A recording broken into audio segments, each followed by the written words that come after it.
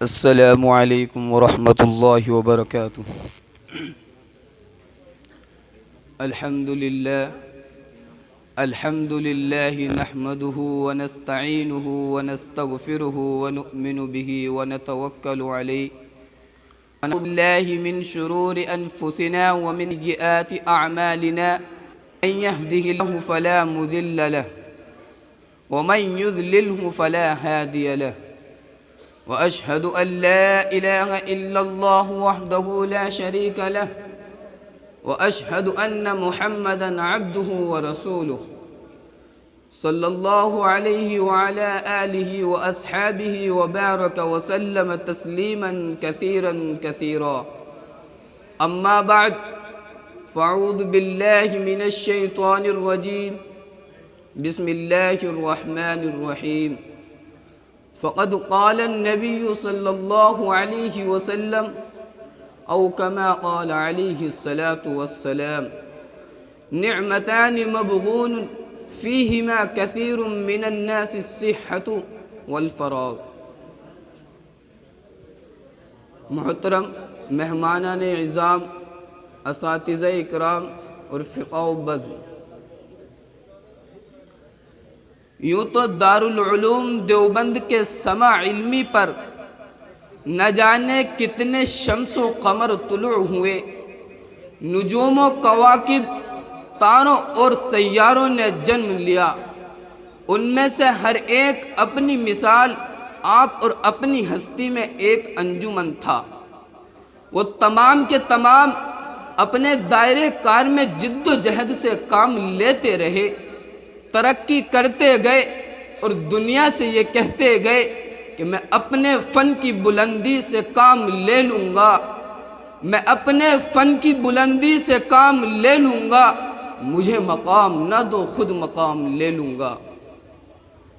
انہی عظیم الشان ہستیوں میں سے ایک نام حکیم الامت مجدد الملت حضرت مولانا اشرف علی تھانوی رحمۃ اللہ علیہ کا بھی ہے کہ خالق کائنات نے آپ کو جہاں ایک طرف تفسیر و حدیث میں مہارت کی سرائیوں پر پہنچایا تھا، وہیں فقہ و فتاوی کو آپ کی وجہ سے مائے افتخار بھی عطا کیا تھا. آپ اگر ایک طرف تصوف و سلوک میں بے مثال راہی تھے تو دوسری طرف اصلاح و تجدید کے ایک عظیم رہنما بھی. آپ اگر ایک طرف تصنیف و تالیف کے شہسوار تھے تو دوسری طرف تقریر و خطابت کے بے تاج بادشاہ بھی. آپ اگر ایک طرف احکام شرعیہ کی حکمتوں اور مصلحتوں سے آگاہ تھے تو دوسری طرف انسانی نفسیات کے نبض شناس بھی. لیکن وہ بیش قیمت جوہر جس نے آپ کو ان تمام کارناموں کے لیے تیار کیا، جس نے آپ کی ان تمام سرگرمیوں میں رنگ روغن بھرا، وہ آپ کا انضباط اوقات اور پابندی اعمال ہے. سامعین گرامی قدر، اگر آپ حکیم الامت حضرت تھانوی کے مختلف النوع کارناموں کی کامیابی کا راز جاننا چاہتے ہو تو یاد رکھیے، حضرت نے زمانے طالب علمی سے ہی اپنے کاموں کے لیے الگ الگ وقت کو مقرر کر رکھا تھا. کسی کام میں بے ترتیبی آپ کو قطعاً پسند نہ تھی، ہر کام کو اس کے وقت میں انجام دیتے اور اسی چیز نے آپ کے اوقات کے اندر برکت عطا کی. آپ دنیا کے سامنے گوہر بیش بہاں بن کر نکلے. میں بلا جھجک کہہ سکتا ہوں کہ بیان القرآن جیسی عظیم الشان تفسیری کتاب کی تصنیف پابندی اوقات ہی کا نتیجہ ہے. تصوف و سلوک میں رائج بدعات کا خاتمہ انضباط اوقات ہی کا نتیجہ ہے، اور معاشرے میں پھیلی ہوئی برائیوں اور رسم و رواجوں کا خاتمہ انضباط اوقات ہی کا نتیجہ ہے.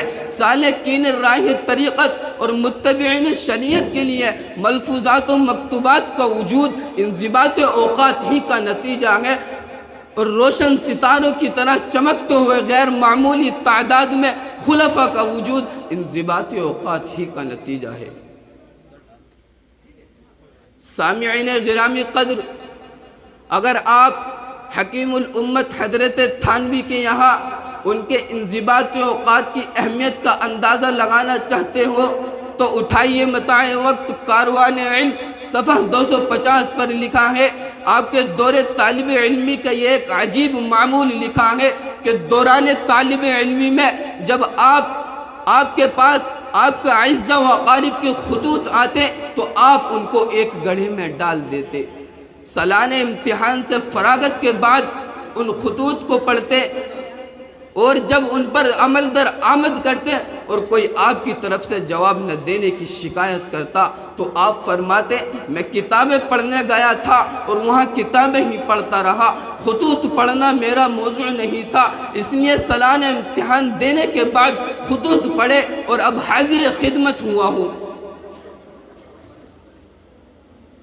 اور اسی پر بس نہیں بلکہ قدرت نے آپ کی ذات کے اندر پابندی اوقات کا جذبہ اس قدر کوٹ کوٹ کر بھر دیا تھا کہ آپ ضرب مثل بن گئے۔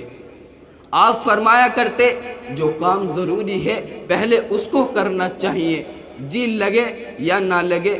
یہ تو بری حالت ہے جی لگنے کا انتظار کیا جائے۔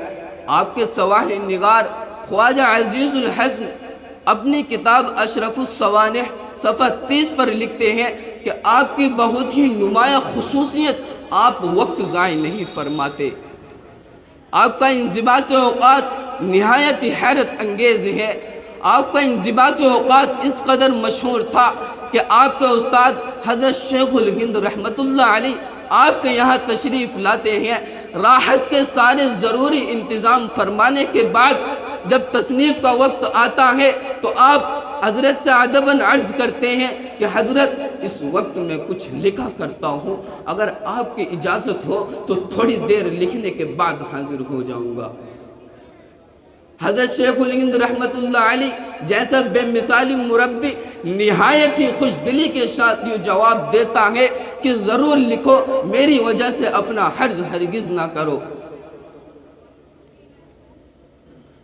میرا عزیز طلبہ، یہ تھی حضرت تھانوی کے انضباط اوقات کے متعلق چند شہادتیں جو انتہائی وضاحت کے ساتھ ہم سے یہ کہہ رہی ہیں اگر کامیابی اور کامرانی کو ارادہ ہے تو پابندی اوقات کو اپنا رہنما بنا لو، اگر اسلام اور امت کی خدمت کرنے کا کچھ جذبہ ہے تو پابندی اوقات کو لازم پکڑ لو، اور اگر عوام و اہداف کی اصلاح اور راہ راست پر لانا ہے تو حضرت تھانوی رحمۃ اللہ علیہ کے انضباط اوقات سے سبق حاصل کر لو۔ لہذا آج ہم اپنے گریبانوں میں جھانک کر دیکھیں کہ آج انضباط اوقات کی تئیں کتنی سنجیدہ ہے۔ یہ معلوم ہوتا ہے اس زمانے میں ہمارا کوئی انضباط اوقات نہیں۔ ذرا غور کرو ہمارے 24 گھنٹے کس طرح اور کہاں صرف ہوتے ہیں اور کتنی فضولیات ہمارے ساتھ لگی ہوتی ہے، کس حد تک ہمارے ساتھ فضولیت لگی ہوتی ہے اور کس حد تک ہم اپنے درجے غافل اپنے مقاصد سے غافل ہوتے ہیں۔ یہی وجہ ہے کہ ہم کسی خاص موضوع میں درجے کمال کو نہیں پہنچ پاتے، اور جب مدارس کی چہار دیواری سے باہر قدم نکالتے ہیں تو دنیا طعنے دیتی ہے، اس وقت خود ہمیں اپنی ذمہ داریوں کا احساس ہوتا ہے اور ماضی کی زندگی پر کف افسوس ملنے کے سوا کچھ حاصل نہیں ہوتا۔ لیکن سچ ہے کہ بیکاری جنوں میں سر پیٹنے کا شغل سر پیٹنے کا شغل جب ہاتھ ٹوٹ جائے تو پھر کیا کرے کوئی۔ دعا کریں اللہ تبارک و تعالی ہم سب کو وقت کا پابند بنانے کی توفیق عطا فرمائے۔ وآخر دعوانا الحمدللہ رب العالمین۔